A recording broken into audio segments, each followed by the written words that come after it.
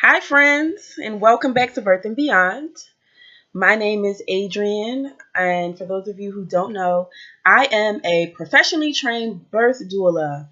My goal here is to share information with you so that you can make informed decisions about your maternal care. We're going to talk about topics pertaining to pregnancy, post-pregnancy, etc. Right? So today, a question that I think needs to be addressed is what is postpartum depression and what is baby blues? Have you heard of baby blues? I'm pretty sure you've heard of postpartum depression. That's a very, very common condition and term that is used. But baby blues is a little less common, right? But baby blues and postpartum depression are like first cousins, right? So it's something that we are going to discuss today. And I want to talk about today how both are very, very similar. Things you can do while you're pregnant to prepare for the onset of baby blues, maybe prevent postpartum depression, and also things you can do if you think you're experiencing either, right? So I just want to say that if there's anyone out there who has experienced postpartum depression, may think they're experiencing postpartum depression, you are not alone at all. The CDC states that about 11 to 20% of women who give birth have postpartum depression. Okay, now this is just women who are reporting it, 11 to 20% each year, right? This doesn't include women who've had stillbirths, miscarriages, women who don't know that they have postpartum depression, women who are just not reporting, right? So I'm going to say that it's probably a lot more women than 11 to 20% a year that are experiencing postpartum depression. So if that's you, you're not alone, mama, and there is hope for you. You will be okay, all right? Baby blues, on the other hand, about 70 to 80% of women experience baby blues. It's like a less serious form of postpartum depression. It's not depression, but it's like a precursor to depression, I guess you can say, right? So the symptoms of the two are very similar. So with baby blues and postpartum depression, you can identify it because you'll have mood swings. You'll be irritable. You'll be crying, maybe for no reason sometimes. Your poor concentration, super sensitive. You may have insomnia, right? Like those moments when you probably know you should be sleeping, you can't sleep. Serious, you'll feel overwhelmed, right? Those are some symptoms. But the difference between postpartum depression and baby blues is that postpartum depression is a very, very dark place. Postpartum depression is very serious. Postpartum depression can have you lead you to having suicidal thoughts. Like these are some ways that you can identify, is this baby blues or is this postpartum depression? Those symptoms that I just mentioned, if you see yourself experiencing those past 2 to 3 weeks, 4 weeks, 5 weeks, and you just can't seem to shake it, you may want to look in some alternative coping methods like therapy to help you deal with it, right? Because it may be postpartum depression. Baby blues is something that is common and very normal because after you give birth, within like the first 3 to 5 days, you are overwhelmed. You may go from feeling joy to sadness to just, what the heck? You might be like, yo, I really have this human being that I have to take care of. Like, especially for like us first time moms, it's like when that baby comes, it's like, whoa, like I actually have a human being to take care of a whole life. And that's a big, big responsibility. So like depending on where you are in life, what's going on, you're going to experience some really up and down times in your emotions, right? That's baby blues. That passes.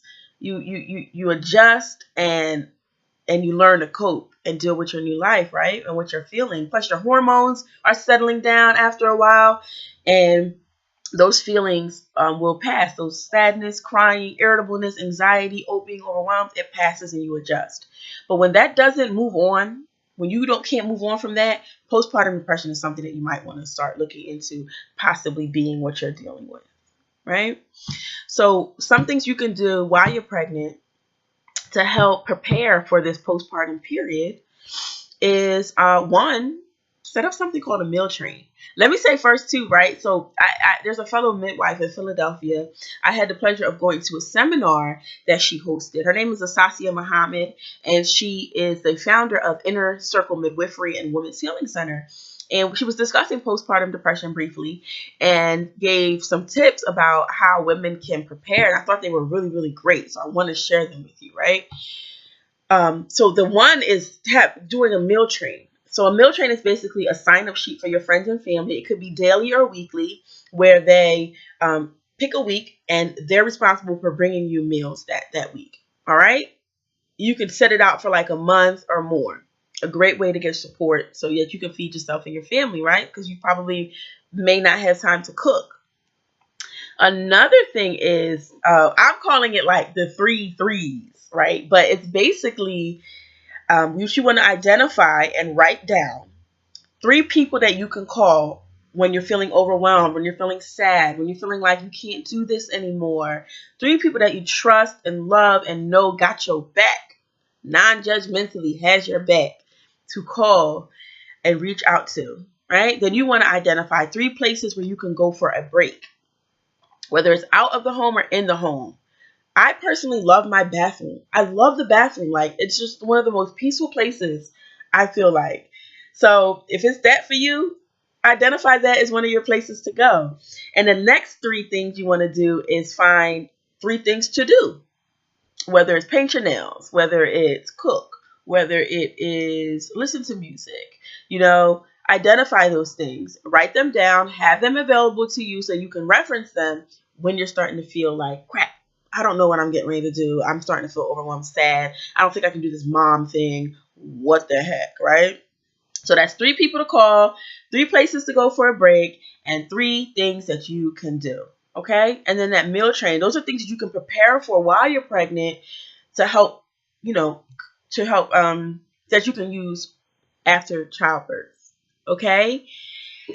Also, there are some things, they have different teas and stuff like that you can, like herbal teas that you can drink. There is a baby blues tea, and there's also like a baby blues drops that you put in water, and it's a company called Wish Garden that makes them. The link is below. You can check out their website and their pregnancy page. And if you've tried it, let me know how it is and if it's worked for you.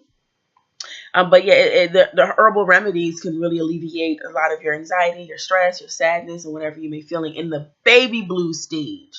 I want to be clear that if postpartum depression is something that you're experiencing, and you will know it's postpartum depression because postpartum depression, the symptoms are very severe. It's a dark place. You may have feelings of suicidal thoughts. You have this inability to care for your baby. If you're in that dark place, if those symptoms of sadness and anxiety and poor concentration, all those things I named earlier are lasting beyond 3 weeks, 2 to 3 weeks, you want to seek professional help. Okay? An herbal tea won't help that. Okay? So it's okay to need professional help. Talk to your OB. Seek out a therapist. Hire a postpartum doula. I'll talk about postpartum doulas in another video, okay?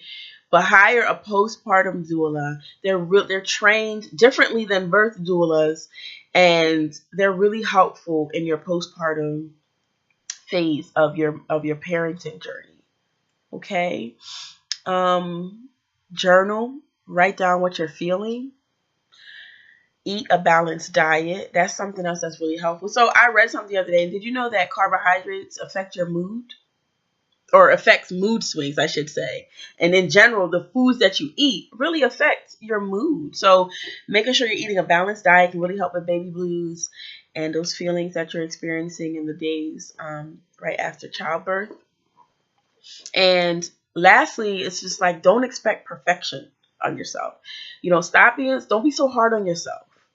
You are an imperfect person. We are all human beings. We are not perfect. No such thing as a good mom. No such thing as a perfect mom, super mom. We have to get all those titles off of ourselves because we are really setting up ourselves to feel unworthy, incapable, and just not good about ourselves. And when we don't take good care of our mental state, our emotional state, our mind and our body, we are no good to the people that we have to take care of, mama. So go easy on yourself. You're learning this daily, just like the rest of us, okay? And I really pray and hope that you will be surrounded with people who love you and care for you, who see you, even when you can't even articulate what's going on with you. People who see you and can reach out to you and just love on you, okay? Don't be afraid. Don't be embarrassed. Don't be ashamed. You are doing a good job, all right? And you are good enough. So that's what I wanted to talk about today. Postpartum depression and baby blues. If you've experienced it, please share with the community below, how you dealt with it. How did you know that you had it? How long was it after you had your baby that you realized, I need to do something about this? Share, share, share. The more we share, the more we can help each other. What helped you will help somebody else. So just share. Thank you guys so much for watching. I welcome your questions. I welcome your comments, but your questions, just share with me. Talk to me. Let me know what questions you do have, okay? Or let me know a topic that you want me to discuss. I'll see you next time.